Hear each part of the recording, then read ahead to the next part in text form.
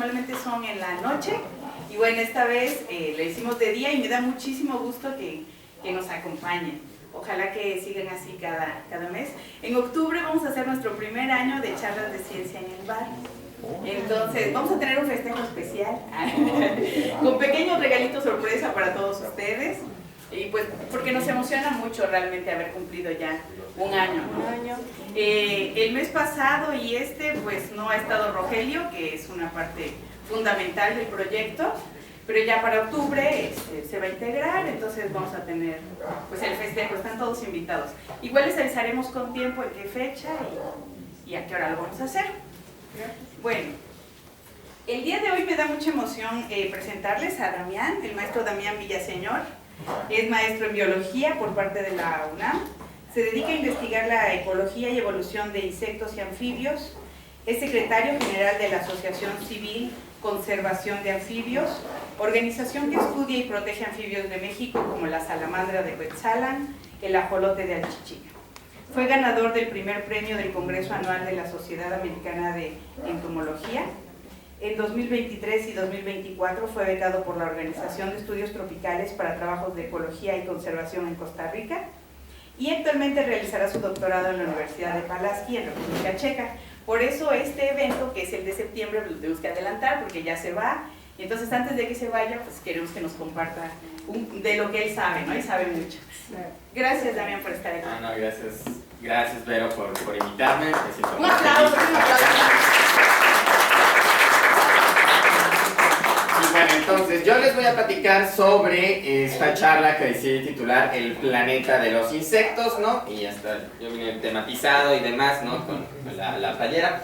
Y porque más que nada a mí me gusta mucho hablar de estos bichos y porque típicamente son como que un poco despreciados usualmente, ¿no? Como que no son tan bonitos como los gatitos, los perritos u otros animales que tienen sus huesitos por dentro, ¿no? Entonces, para empezar, a mí me gustaría explicar pues exactamente a qué planeta me refiero, ¿no? Aunque yo creo que es más o menos obvio, pero sí, pasamos a la siguiente diapositiva, por favor. Pues a qué me refiero pues a la Tierra, ¿no? Al planeta en el que vivimos. Típicamente nos referimos a la Tierra como si fuera nuestro planeta, ¿no? La siguiente, por favor. Y esto es como muy antropocéntrico, ¿no? Porque pues nos sentimos dueños del planeta, ¿no? Porque pues somos como que la especie más, a lo mejor más abundante, o la que hacemos cambios más evidentes, entre otras tantas cosas. Sin embargo, pues hay que recordar, ¿no? Que pues el planeta en sí lo compartimos con muchos otros organismos. Pero para empezar, ¿no? Pues ¿cuáles son esos organismos, ¿no? Y más o menos como cómo los clasificamos, ¿no? Entonces, la siguiente, por favor. En su momento, hace ya mucho tiempo, ¿no? En el 300 a.C., ¿no? Un señor muy famoso, yo creo que a lo mejor han oído hablar de él, un tal Aristóteles en Grecia, agarró y dijo que había dos grandes clasificaciones de los seres vivos. Los animales, ¿no? Que tenían una alma sensible, ¿no? Entonces, podían reaccionar al entorno y todo esto demás. Y las plantas, que básicamente dijo, no, pues nada más crecen y ya, ¿no? Como que reaccionan al entorno.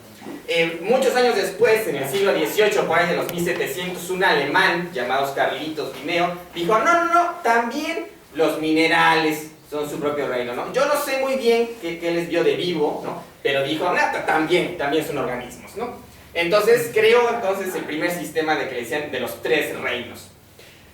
Eso fue descartado ya desde el siglo pasado, ¿no? Hace más de 100 años y eso, pero por ciertos retrasos, ¿no? Digámoslo así, educativos y demás, tardó un poquito más en llegar el memo a México, porque yo sé, ¿no? De fuentes cuyos nombres no quiero revelar, ¿verdad? Por privacidad, ¿no? Que todavía hace algunas décadas se sigue viendo en el sistema educativo mexicano que eran tres reinos, ¿no? Cuando en realidad desde los finales de los 60, 70, un tal Roberto Whittaker, un gringo, Roberto, la siguiente por favor, propuso el sistema de los 5 reinos, ¿no? Que decía que básicamente por un lado estaban los animales y las plantas, eso muy bien, quitó a los minerales, digo, no, pues estos no están vivas, Puso los hongos, separándolos de las plantas por primera vez, ¿no? Lo cual es muy importante porque ¿cuál es la primera, o bueno, la más importante distinción entre una planta y un hongo? La planta fotosintetiza, genera su propio alimento, y los hongos son como los animales en que necesitamos comer, ¿no? Sin embargo, son más eficientes porque se saltan el muy aburrido paso de tener que andar masticando el alimento, porque básicamente lo que tocan lo digieren, ¿no? Y ya.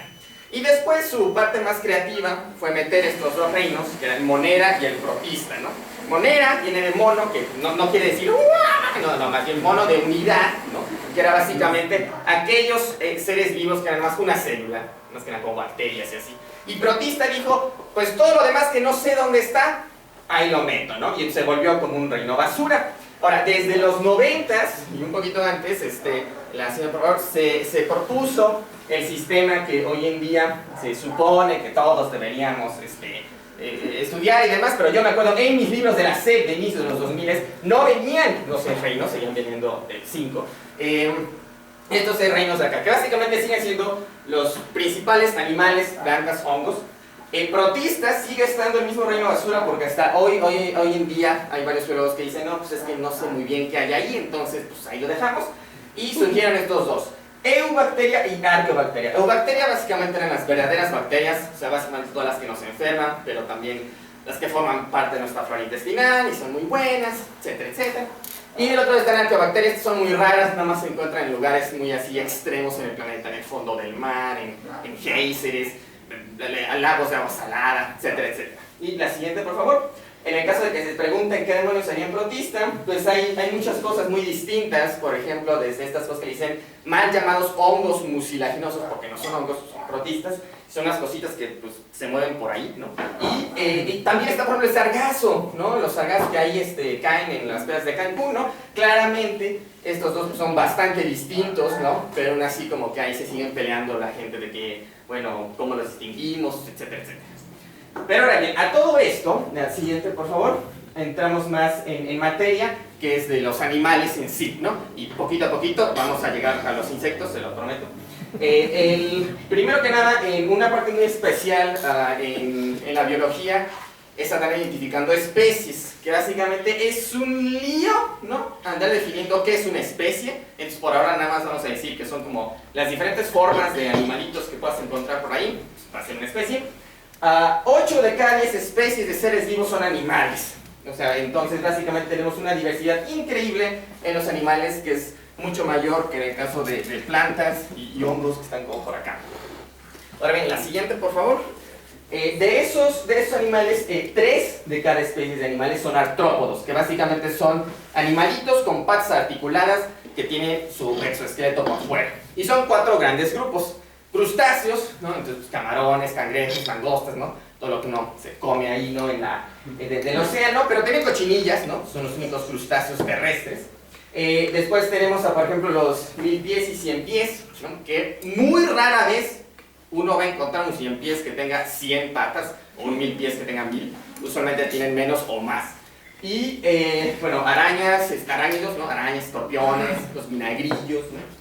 Y por supuesto, los insectos. Si pasamos a la siguiente, 6 de cada especie de animales son insectos, ¿no? Entonces, como que el 60% de toda la diversidad de animales del planeta, ¿no? Y más de... bueno, no, aquí creo que me equivoqué, más bien, de todos los seres vivos son insectos. O sea, entonces, sin duda alguna, los insectos son los más diversos en el planeta, en cuanto a especies nos referimos. Y dentro de estos, bueno, de los que más hay escarabajos, pero ahorita voy a seguir hablando de eso. La siguiente, por favor. Si nosotros ahora hablamos de biomasa, es decir, como el peso, la cantidad de bichos, de animales que hay allí, vamos a empezar por esta imagen, ¿no? Es una montaña, ¿no? Que no sé muy bien por la resolución, pero es una montaña de humanos. Básicamente, si tú juntas a todos los humanos del planeta, tienes esta montaña al final. Yo estoy aquí, ¿no? Ustedes están aquí en esta foto, ¿no? Y por lo tanto, les pido disculpas por haberlos utilizado sin su consentimiento, ¿no? Pero esta montaña, básicamente, uno pensaría, ¿no? Que a lo mejor hay muchos más humanos en el planeta, porque esta es una imagen satelital del Gran Cañón en Estados Unidos. Esto lo hizo un gringo, entonces por la referencia que utilizaron fue gringa. Pero uno pensaría que a lo mejor hay muchísimos más humanos en el planeta, así como en peso, ¿no? Pero no, nada más esta montañita. Si pasamos a la siguiente, básicamente son unas 60 millones de toneladas de humanos las que existen en el planeta. Para que se den una idea, si pasamos a la siguiente, un tráiler pesa como unas 20 toneladas más o menos aprox. Y la siguiente, por favor. Esto equivaldría entonces 60 millones de toneladas de carne humana, son como 300 millones de trailers, más o menos, ¿no? Entonces, es un montón. A lo mejor algunos pueden decir, chimps, pensaba que era más, ¿no? Otros a lo mejor es como menos, pero el caso es que sigue siendo un montón. Pero ahora, si nosotros lo comparamos con, por ejemplo, una montaña hecha de animales de granja y, por ejemplo, domésticos, son 100 millones de toneladas, son 40 millones de toneladas más que de humanos. O sea, básicamente, si nosotros debiéramos poner un título al planeta Tierra, no sería el de los humanos, sería como que el de las vacas, cerdos, perros, gatos, ¿no? Y por ejemplo, si uno dijera, pero ¿qué pasa si lo comparamos con ahora toda una montaña hecha de, no sé, elefantes, jirafas, cebras, todos esos animales silvestres, tapires o demás que existen por ahí, que no sean vacas, gatos, caballos, ¿no? Pues ¿de qué tamaño sería esa montaña? Pues sería muy chiquita, muy chiquita en comparación con humanos y vacas, ¿no? Entonces, pese a que tienes animales muy grandes por ahí, como pues, bueno, al menos en México creo que el tapir o el jaguar son los más grandotes, ya quedan muy poquitos, fauna silvestre, nos los hemos echado a todos, entonces hoy en día más bien es como el planeta de las vacas y así. Pero la verdadera sorpresa está en que, la siguiente por favor, la montaña que se hace con artrópodos, con su tamaño, sin necesidad de incrementarlos a tamaño humano, o sea, una hormiga que mide 1 milímetro, cosas por el estilo, es gigantesca, es sin duda alguna la más grande de todas, o sea, son 200 millones de toneladas, ¿no? Entonces es muchísima más la cantidad de crustáceos, insectos, sin pies ni pies que existe en el planeta, a diferencia de la de humanos o de la de vacas. Si nosotros lo ponemos en este, siguiente, por favor. Si lo ponemos en este diagrama, ¿no?, comparativo, entonces básicamente son como esos 60 millones de toneladas que nosotros formamos como humanos. Y si desglosamos las 200 millones de toneladas de artrópodos, nos damos cuenta que una de las bolas más grandes son hormigas, ¿no? Básicamente hay más hormigas, y de nuevo insisto, con su tamaño normalito, además, que humanos en el planeta, ¿no? Pero no solamente en cantidad, sino también en peso, ¿no? Vamos a hacer como unas comparativas para que nos demos una mejor idea de esto, qué quiere decir. Si pasamos a la siguiente, por favor. Son más o menos unos 20 cuatrillones de hormigas que hay en el planeta, según algunas estimaciones recientes. Es un número muy grande, entonces para hacernos una mejor referencia, la siguiente por favor, vemos que esto equivale más o menos a 2.5 millones de hormigas por cada persona en el planeta. Es decir, si cada uno de nosotros se pusiera alrededor todas las hormigas que nos corresponden, sería un círculo como de 6 metros de diámetro, ¿no? Y entonces esa es como la cantidad de hormigas por cada persona en el planeta. Si nosotros, la siguiente por favor, hiciéramos una megabola, ¿no?, de todas las hormigas, esta bola tenía un diámetro de 860 metros, que es más que la altura del Burj Khalifa, que es el edificio por ahí en el Medio Oriente, que es el más alto que hoy en día tenemos construidos, ¿no? Entonces la bola de estas hormigas es más alta que la construcción humana más alta que hemos construido. Si nosotros expandiéramos las hormigas en una superficie, serían 225 kilómetros cuadrados, que equivaldría a 55 Tlaxcalas, más o menos, ¿no? Entonces sería una hormiga de grosor, pero pues, en 55 Tlaxcalas. Y si nosotros tuviéramos una pistola con la que pudiéramos disparar constantemente hormigas hacia el espacio, ¿por cuánto tiempo creen ustedes que nos estaríamos disparando hoy? A lo mejor un día, una semana, un mes, ¿no? Pues, la siguiente por favor, serían 95 años lo que estaríamos disparando hormigas continuamente hasta que nos quedáramos sin nada de hormigas, ¿no? Pues es una cantidad ridícula de hormigas que hay, ¿no?, en el planeta. Ahora bien, la siguiente por favor. Entonces, bueno, ya creo que quedó claro que tenemos muchos insectos, pero pues ¿para qué nos sirven, no?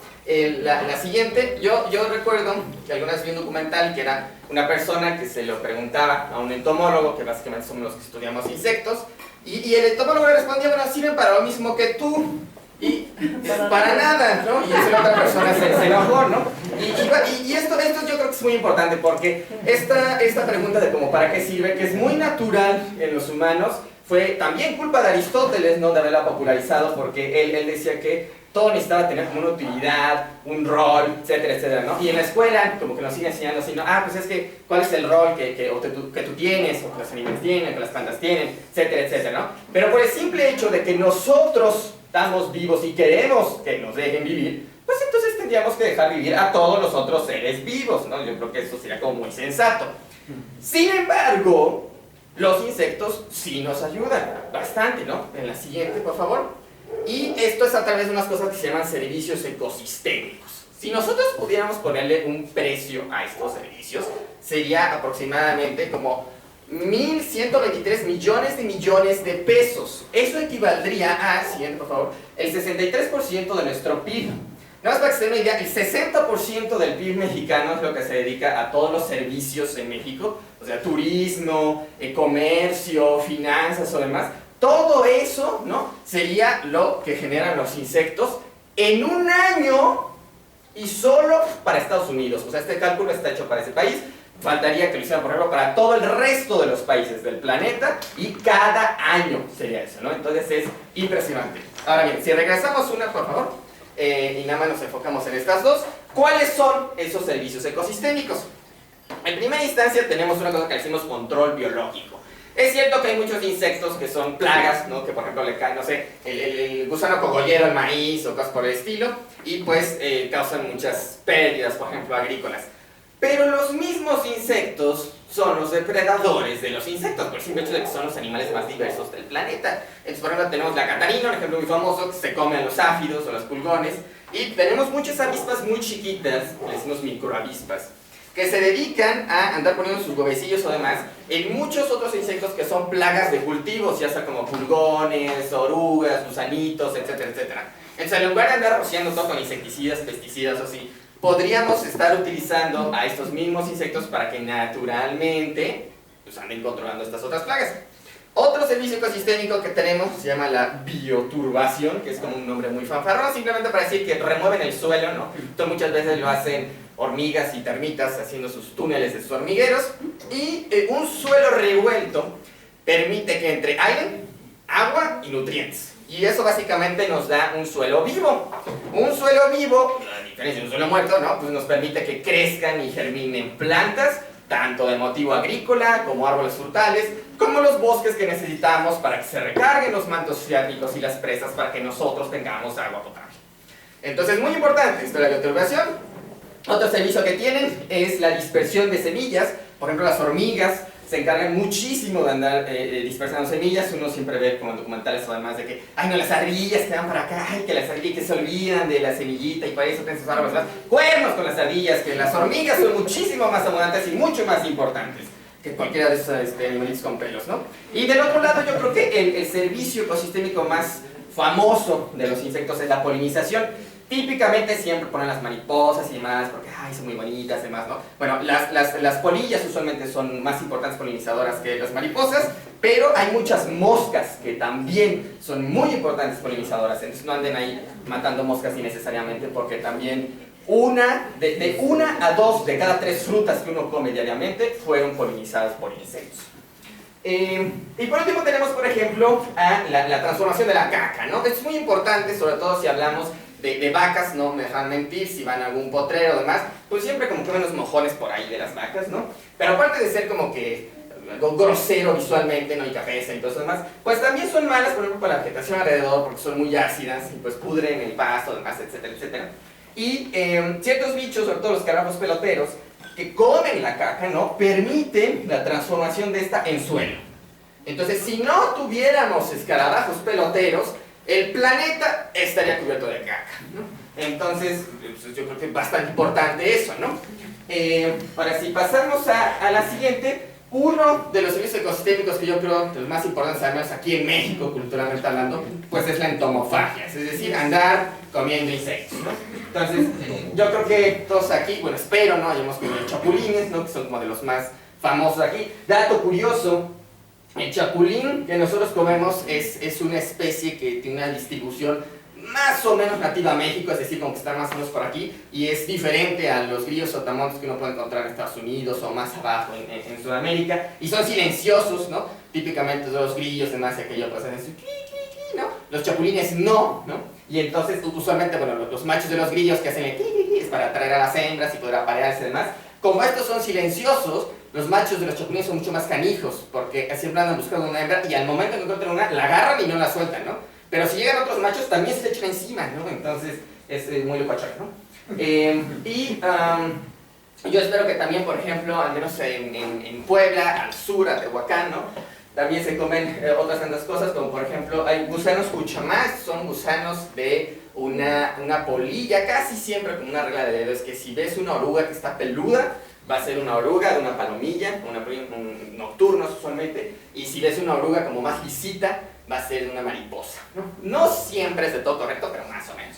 Estas sorprendentemente saben muy bien, pese a ser peludas, ¿no? Aquí en el centro tenemos los famosos escamoles, ¿no? Que siempre dicen, no, es que son huevos de hormiga, además, no, son pupas de hormigas, ¿no? También larvas o aquello, porque simplemente los huevos serían muy chiquitos, no son así, y si los ves bien, cuando te estás preparando los escamoles, puedes distinguir luego como las patitas o la cabecita, además ahí que va a ser de la hormiga, sobre todo porque son chicas hormigotas, no los que ponen estos que son las chicatanas, ¿no? Que de hecho es una hormiga endémica de México, así se encuentra aquí, ni en otro lado del mundo, porque es ata mexicana, ¿no? Entonces el mismo nombre está como que es de acá. Y bueno, y también pues la entomofagia incluye el consumo de zootrópos como por ejemplo pues crustáceos y así, ¿no? También aquí están las chinches, ¿no? Los jumiles, ¿no? Entonces le dicen chinches apestosas, ¿no? Un sabor fuerte, ¿no? Pero supongo que pues, hay para gustos, ¿no? Entonces es muy importante andar comiendo insectos, no solamente como pues mantener esta tradición viva, etcétera, etcétera, sino también porque es mucho mejor consumir proteína de insectos que andar comiendo carne, por ejemplo, de res o de vaca, ¿no? ¿Y por qué nos importaría eso? Bueno, pasamos a la siguiente diapositiva. Si uno anda comiendo carne de res, ¿no? Puede provocar otra pandemia, ¿no? Y déjenme explicarles por qué. Entonces, primero tenemos que compras ahí un bistec o demás, ¿no? En el súper, lo que sea. Esto está favoreciendo a que obviamente pues te tengan que criar más vacas, ¿no? Porque pues necesitas más vacas para andarlas matando más y andar repartiendo más carne, ¿no? Esto necesita inevitablemente andar deforestando más bosque para que haya más pradera, más pastizales, y esto causa que entonces esos animales que vienen del bosque ahora entren en contacto con el humano. Y entonces hace que los virus que tuvieran los animales pasen al humano, ¿no? Y ¡boom! Tenemos una pandemia, ¿no? Porque, por ejemplo, con el caso del COVID-19 es una cosa que se llama una zoonosis, que básicamente es una enfermedad que pasó de algún animal silvestre, ¿no? Que pasó al humano. En específico, el COVID fue todavía más especial en el sentido de que fue de un murciélago que después pasó a un animal doméstico, se hipotetiza que era una gallina, y después al humano. O sea, tiene que conjugarse el hecho de que estuvieran humanos, gallinas y murciélagos en el mismo lugar al mismo tiempo. Y eso es porque pues, ya no tienes bosque de por medio. Si por el contrario uno empieza a andar comiendo pues, más frutos, vegetales, etcétera, o insectos, hace que se disminuya la producción de vacas, lo que a su vez hace que permanezcan los bosques y que no sean deforestados, y entonces nos mantengamos alejados de esos bichos, y entonces ya no tengas contacto con estas enfermedades con las que de primera instancia ni siquiera deberías tener contacto, ¿no? Porque nuestro hábitat en las ciudades pues, no debería estar en contacto con el bosque de los otros animales, ¿no? Entonces, si no quieren otro COVID-19, pues por favor, no anden comiendo carne de res, ¿no? Insectos está mejor. Entonces, la siguiente, por favor. Hoy en día sí tenemos menos insectos, ¿no? Esto es una cosa que dicen el fenómeno del parabrisas. Me contaban mis papás, ¿no? Por ahí en los 90s, demás, ¿no? A lo mejor inicio de los 2000s, que si viajabas en carretera, ¿no? Pues tienen que pasar que una hora máximo, además antes que tuvieras que pararte y limpiar el parabrisas porque está cubierto todos los bichos que se habían estrellado ahí, ¿no? Hoy en día no importa en qué carretera de México andes circulando, puede estar como 5 o 6 horas, lo que sea, y a lo mejor un bicho se estrelló contra el parabrisas o algo así, pero casi se mantiene igual de limpio, ¿no? Entonces, claramente, ha habido una reducción en la cantidad de insectos que tenemos, ¿no? ¿Por qué? ¿O cuáles han sido las razones? Bueno, si pasamos a la siguiente, dicen por ahí que dicen que es un proceso multifactorial, ¿no? De que, ay, no, son muchos diferentes factores los que están afectando, y pobrecitos, además, etcétera, etcétera. Pero principalmente es por culpa de, la siguiente, por favor, el monocultivo, que básicamente son y la industria agrícola de hoy en día, a gran escala industrial de producción, favorece el cultivo de solamente, por ejemplo, grandes extensiones certeras de una sola especie de planta comestible, no sé, o trigo, o maíz, o lo que sea, y esto le está dando la torre a los insectos. Muy interesante que, por ejemplo, este artículo que se ve en 2021, que decía que era de que no, los insectos se mueren por esto decía cambio climático, fuego, especies invasoras, contaminación, bla, bla, y por ahí venía también lo de los insecticidas y el cultivo demás. Los autores declararon que fueron financiados por Monsanto, ¿no? Entonces, básicamente aquí, bueno, Monsanto, para aquellos que no sepan, es una empresa que vende agroquímicos, pesticidas, insecticidas, bla, bla, bla. Entonces, les conviene a ellos camuflar por qué los insectos estarían extinguiéndose, lo que básicamente es por culpa de ellos, ¿no? Y decir, no, vamos a complicar las cosas y decir que se mueren por muchas cosas, ¿no? Pero ahora bien, ¿por qué el monocultivo es tan malo? Bueno, si pasamos a la siguiente. Si, por ejemplo, uno va, y más bien, ¿qué podemos hacer nosotros para evitar que eso siga pasando? Si uno va al súper, digamos, no sé, a Soriana, Chedraui, al Walmart, lo que sea, y va a comprar algún producto, no importa cuál, ¿no?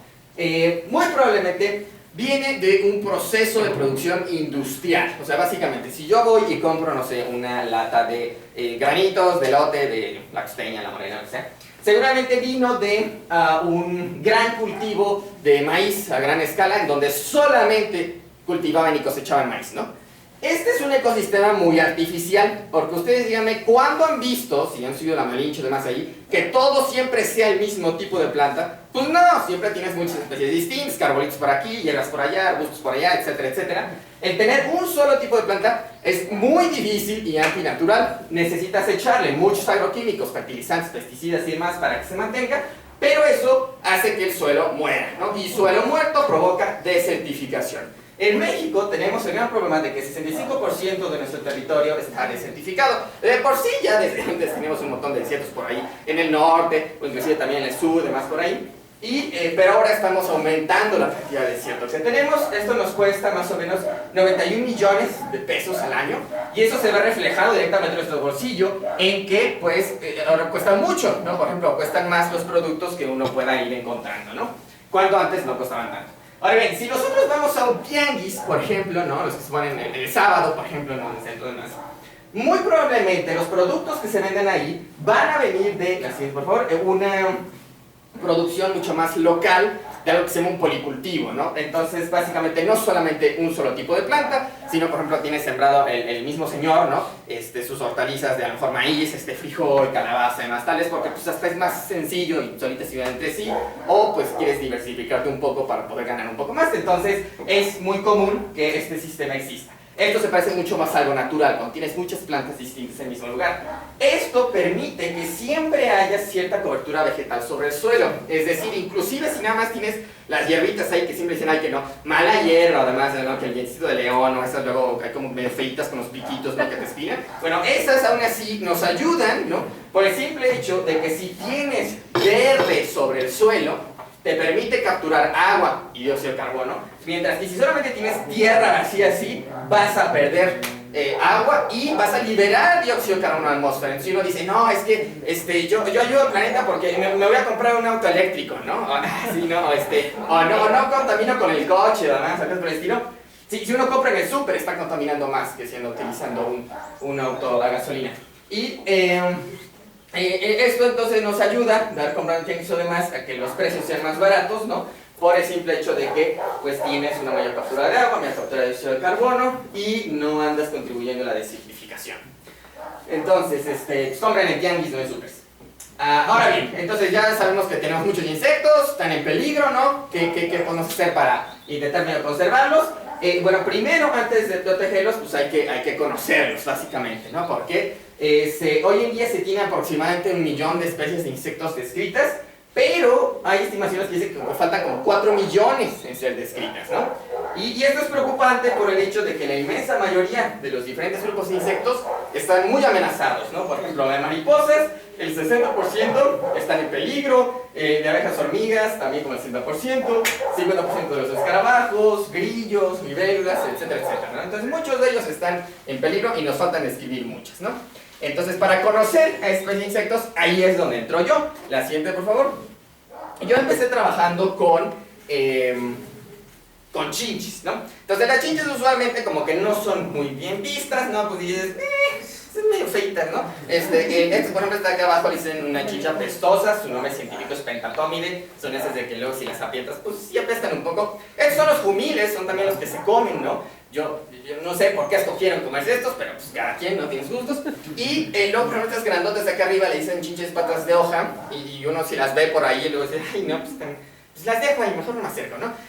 Pero son vegetarianas, ¿no? Así como yo, entonces, pues estas dos no hay problema, no les van a picar ni nada por el estilo. Pero hay mucha más diversidad de chinches de las que uno se puede imaginar. Las chicharras son un tipo de chinche. Entonces, todas estas que hacen así de shh, ¿no? En verano o demás o así, o si son también fanáticos de la cultura japonesa, pues siempre los ponen en sus películas. Luego también tenemos, por ejemplo, estos son los saltadores, son bichitos muy chiquitos que si uno va caminando en un terreno baldío y así como que patea el pastito de mal, los que van saltando ahí son estos. Tenemos, por ejemplo, también son saltadores, esto le dicen membrácidos o periquitos, estos también se los pepenan, también se los comen, creo que en Oaxaca además ahí en tacos y a veces está vivos, ¿no? Este de aquí, por ejemplo, es muy chistoso,